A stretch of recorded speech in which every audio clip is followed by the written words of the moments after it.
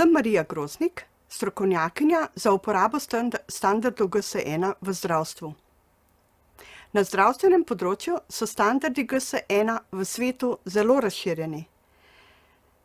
Kajti označevanje zdravil, medicinskih pripomočkov in ostalih entitet v zdravstvu z globalnimi standardi GS1 omogoča avtomatsko identifikacijo in zajem podatkov.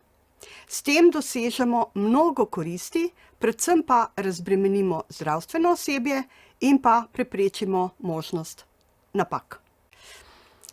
Ker so podatki rdeča nit današnjega dogodka, vam bom v naslednjih minutah poskusila predstaviti, osvetliti pomembnost kakovostnih podatkov.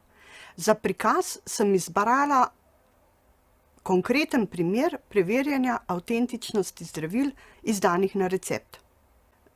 Sliko sem poskusila na grobo ponazoriti deležnike v zdravstveni oskrbi. Med njimi teče materialni tok, torej tok izdelkov, zdravil. Še pred materialnim tokom pa steče informacijski tok ali tok podatkov.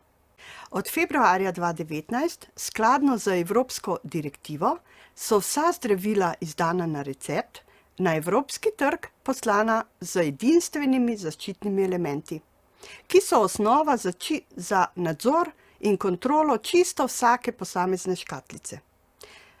Torej, ne samo prve škatlice zdravila, ampak čisto vsake vse do zadnje. Edinstveno oznako tvori kombinacija 4 podatkov. Njihov format pa seveda mora biti skladen s pravili GS1. Gre pa za naslednje podatke. GS1 GTIN, torej globalna trgovinska številka izdelka, rok trajanja, lot in naključno izbrana generirana serijska številka.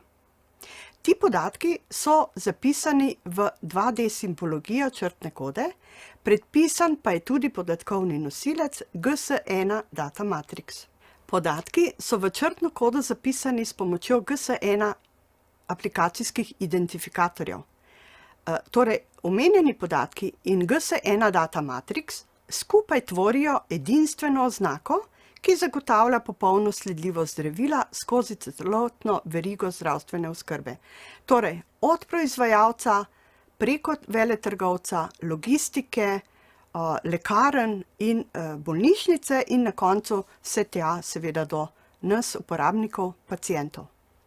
Omogoča pa tudi avtomatsko identifikacijo in zajem podatkov, kar zmanjšuje človeške napake in nasploh racionalizira delo. Sistem avtentikacije je enoten za vse članice Evropske unije, verifikacija pa poteka tako, da se pred izdajo zdravila poskenira črtna koda na zdravilo, torej črtna koda na vsaki posamezni škatlici zdravila. Pri tem se izvede preverjanje podatkov, seveda to vse poteka izredno hitro, primerjajo pa se podatki zapisani v črtno kodo s podatki, ki jih je v sistem verifikacije poslal proizvajalec oziroma imetnik dovoljenja za promet zdravili. V primeru, da se podatki ne ujamejo v vseh 4 zaščitnih elementih, se izdaja zdravila nemudoma ustavi. Vzroki za ustavitev zdravila so največkrat pomanjkljivi, netočni in nekompletni podatki, pretečen rok, odpoklic ali pa gre dejansko za sum na ponaredek zdravila.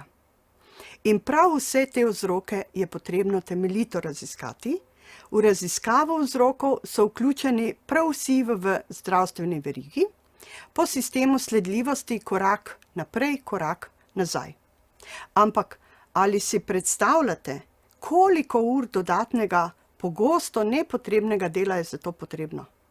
In najpogosteje, poudarjam še enkrat, zaradi premalo kakovostnih podatkov. Toliko od mene. Upam, da sem vam uspela osvetliti še en vidik, pogled na pomembnost podatkov. Ne samo z vidika racionalizacije poslovanja, temveč tudi z vidika sledljivosti, ki je pogoj in osnova za varnost zdravil in varnost seveda vseh nas, uporabnikov zdravil. Hvala.